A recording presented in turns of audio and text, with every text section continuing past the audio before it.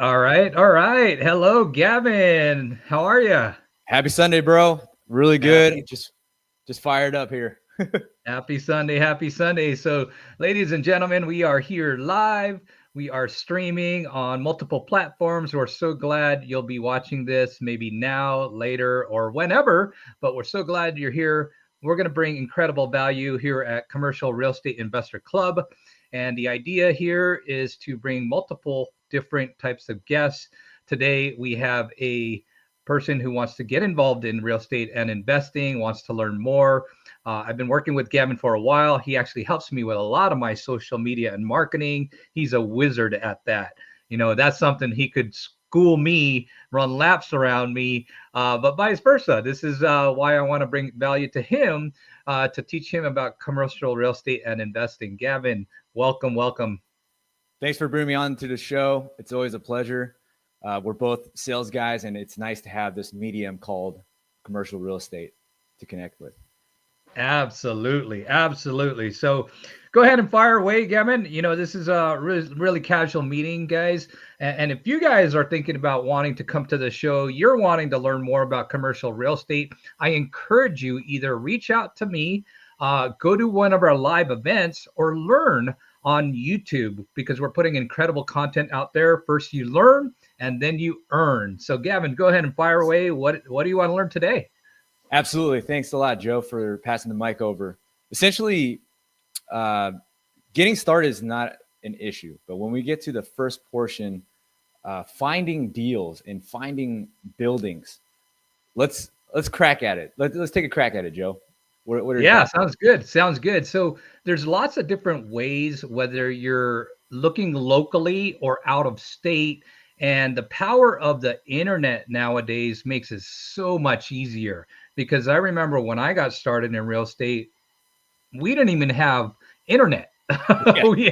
we had a Thomas Brother map. And I'll tell you what, Gavin, one of the easiest ways, I'm so glad you asked that question, because one of the easiest ways, ladies and gentlemen, is to drive around. We call it driving for dollars. And the way you want to do it is you could go up and down streets. And what I would highly recommend is never, ever, ever go the same way from your home to your work, and vice versa. When you come from your work back home, start turning multiple different streets. And so, like, if you're looking for single family, Gavin, or even multifamily commercial, you want to look for what they call the dogs on the block. And what that means is that's like an old term that, some of the OG gurus used to use. I still use it because I love it. It's stuck to me. And basically the dogs on the block is you look at the very nice streets. However, there's always one that stands out, whether it's a single family or a commercial, multifamily apartments, anything like that. You're driving down the street and all of a sudden, oh my God, the grass is brown. Oh my God, look at that sign. It's terrible. You can't even read it. And so you're looking for what they call the dogs on the block. And that's what we also call driving for dollars. So that's, Gavin, one of the easiest ways I would recommend is from now on, just drive around. I love that, man. Next question that spawns into a newer space here.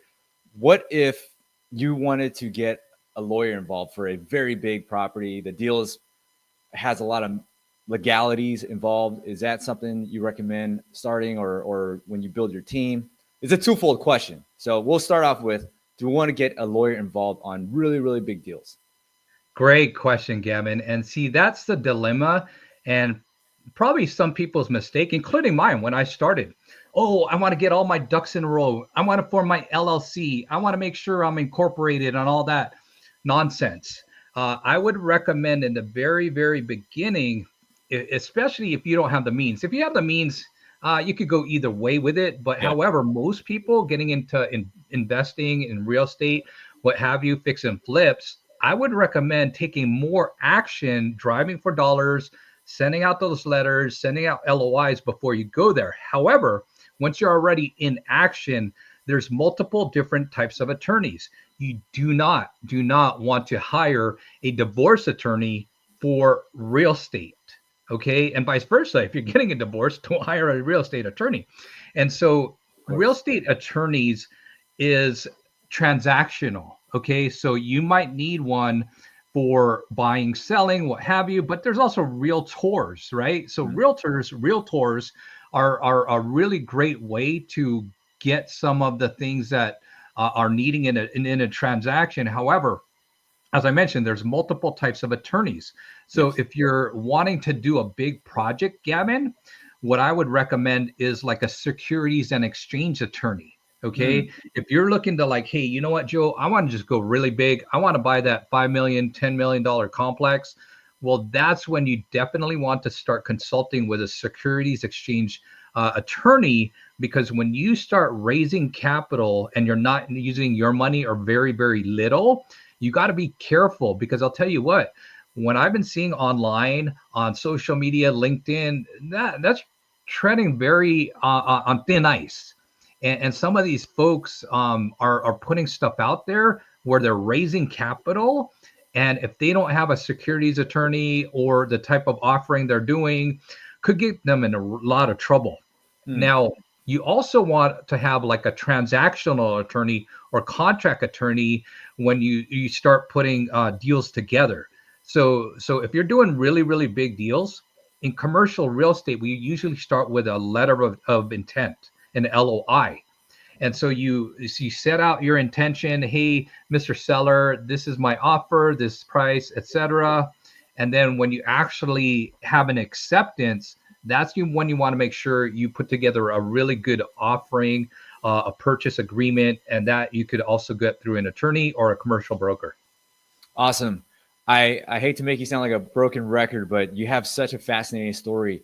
Can you share a little bit about from your transition, dominating residential real estate to having that mindset, or maybe just that curiosity of commercial?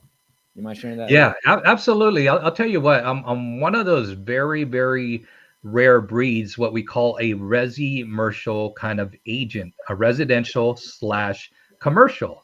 Yeah. Now, some people will say that, but honestly, if you quiz them enough, they really don't know what they're talking about. And if you ask them, okay, what kind of commercial properties do you have or have you sold, then they'll really start backpedaling. So I would be careful who you're dealing with, because I am a hybrid, but a very, very, very rare breed. Like in sports, there was Deion Sanders, who played football and baseball. He was really, Yes. really good. Bo Jackson, same thing. I don't want to sound too arrogant, but that's a similar way I it can call is. her my friend. Thank you. But I'll tell you what, I still do residential because I like helping my friends and family, and some of them will probably be watching that. So no, I'm not out of business on residential. I also Nope. have a great team. But I'll tell you what, I do like to focus more on my investments is commercial, because there's a lot to be said about why you want to get into commercial real estate versus residential, as far as scaling, creating high net worth. You'll get there so much faster, Gavin, if you go straight into commercial. And I would recommend that. If you're thinking about being an agent, Gavin, I would say, hey, you know what? It wouldn't hurt to learn the ropes on residential. In Mm. California, it's the same license. So if you wanted to get into commercial, same license. Wow. Hey, thanks for that breakdown. My next question to you, if we still have time, is about land. Now, what are your thoughts on buying land? Is that considered buying commercial? What is that? Great question. Great question. So, land right now, currently in this market today, April 2025, it's kind of tough to lend on. Mm. Okay. Interest rates are high, economy is a little unstable for the most part for financial experts. So, it's very, very hard to lend on land. Other places in the country, I'll tell you Mm. what, I had a builder slash agent that was working here in California, Right. and he picked out this parcel of land right there in Oceanside. It was one parcel. He subdivided it, turned it into three separate parcels, what we call entitlement. Mm. Okay. And to build it, he thought he was going to be in and out in less than a year. And unfortunately, it took him close to 2 to 3 years. Now, 2 to 3 years, market shifts, and that's exactly what happened to him. Unfortunately, where he was thinking on the exit, he was going to sell those houses for here. I told him no, it's going to go right around here, and I was totally right. And unfortunately, incurred a loss. And I would tell you, land's a very, very interesting play.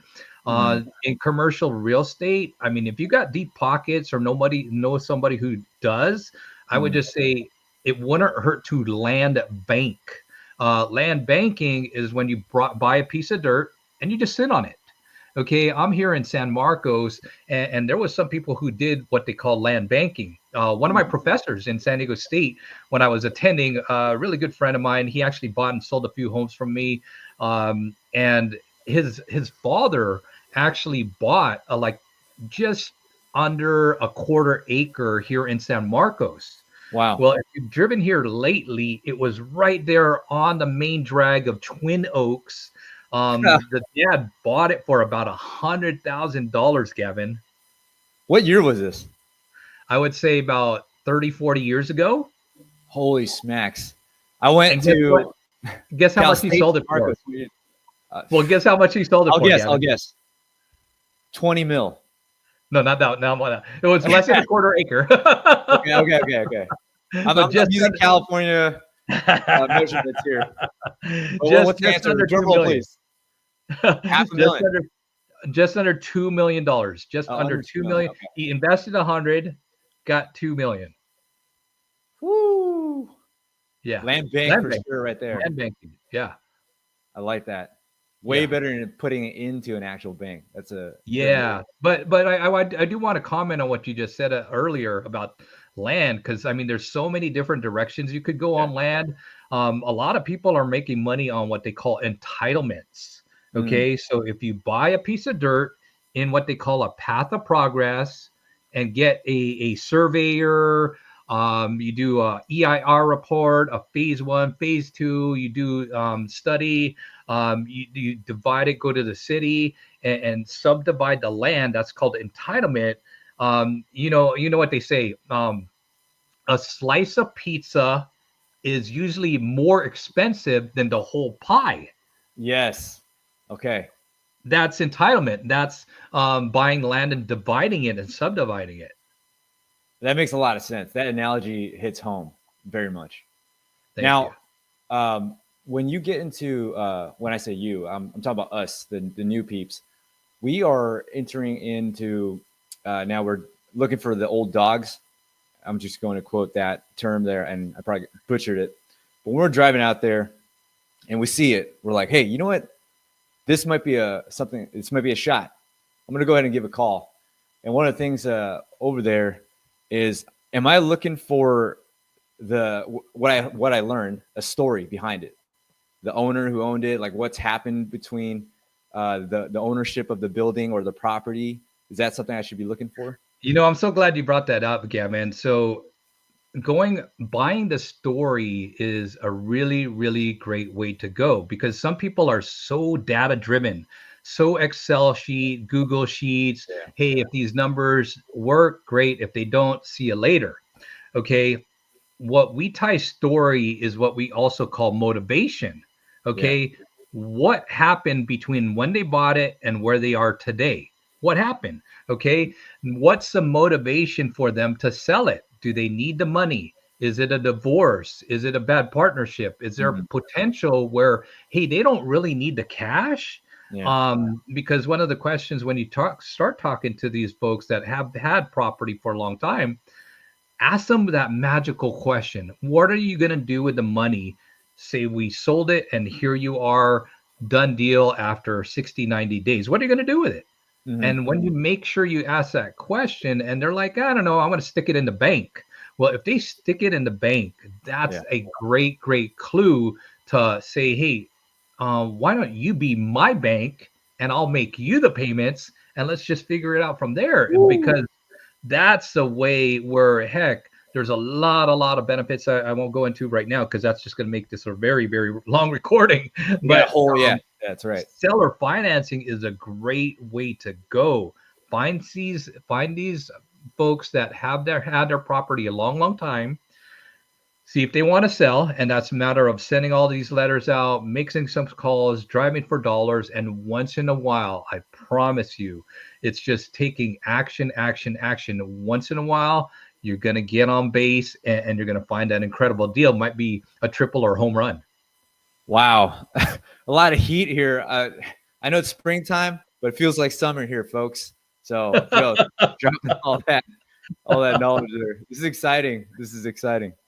Thank you. Thank you. Yeah. Yeah, Gavin, I'm so glad you're in our circle. I mean, these are the questions, ladies and gentlemen, you want to be asking me. You want to come to the club to figure out, like, hey, what am I missing? What do I need? What can I bring to the table?